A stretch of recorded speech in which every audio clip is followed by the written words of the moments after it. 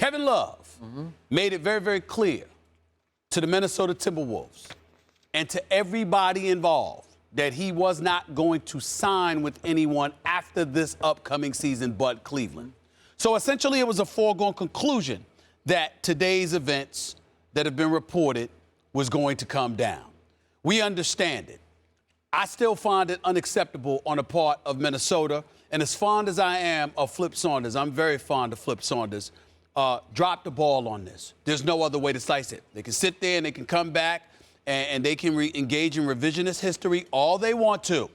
But in the end, Anthony Bennett, Andrew Wiggins, and a protected 2015 first-round pick is not good enough for Kevin Love when you had the opportunity before LeBron James announced that he was going to Cleveland, even though he knew beforehand he was going. That's why Dion Waiters said that he got a call from LeBron James prior to his announcement. He knew what time it is.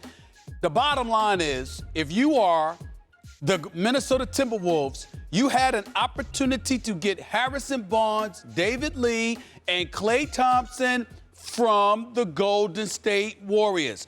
Andrew Wiggins, unless he becomes a superstar in conjunction with Anthony Bennett, does not measure up to what Golden State had to offer. Minnesota dropped the ball, plain and simple. In the end, therefore, is Cleveland's game. Because I got news for you. With Paul George going down in Indy, it's really about Chicago.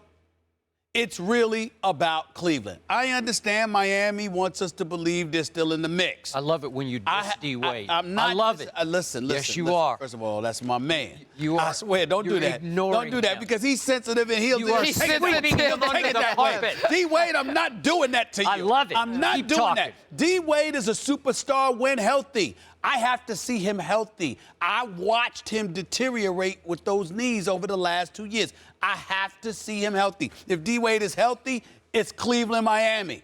But without D-Wade healthy, it's Chicago and Cleveland. Well, and is D Rose healthy? That's all another question. Is he going to stay healthy? But at least I'm able to look at D Rose in the summer and say, well, I'm looking at what I'm looking at. So I got to be able to see. If that continues, it's about Chicago.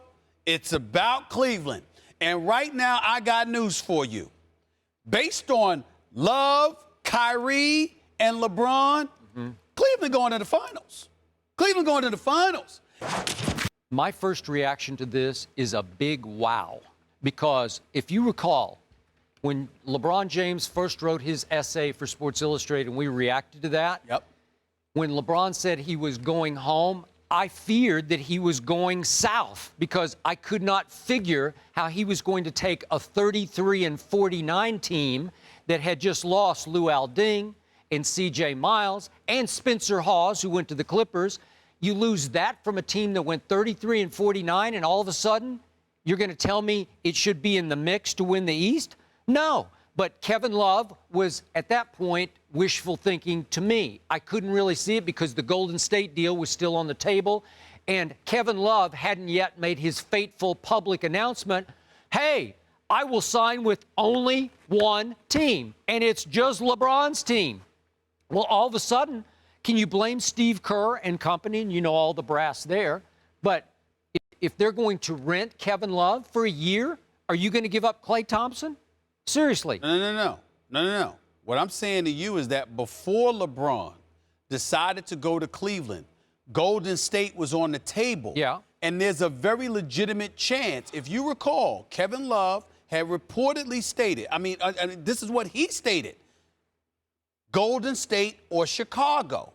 So just like he's committed to Cleveland and LeBron. You say they dragged their feet. I'm saying they dragged their feet and they had an opportunity to get him in Golden State. But I'm like, Golden State, to me, Minnesota should have jumped at that. I don't blame Golden State for holding off because I like what they have. But Minnesota should have jumped at that. Okay. I wonder, you are in part blaming Flip Saunders for this. It sounded to me like the owner got involved, Glenn Taylor, possibly in the end, the last couple of weeks, and said, hey, if I'm going to lose Kevin Love, I at least want to get back the first pick in the draft, Andrew Wiggins, and a former first pick in the draft, and Anthony Bennett, and even a protected 2015 draft choice. At least I have some hope to sell to my fans when we lose Kevin Love.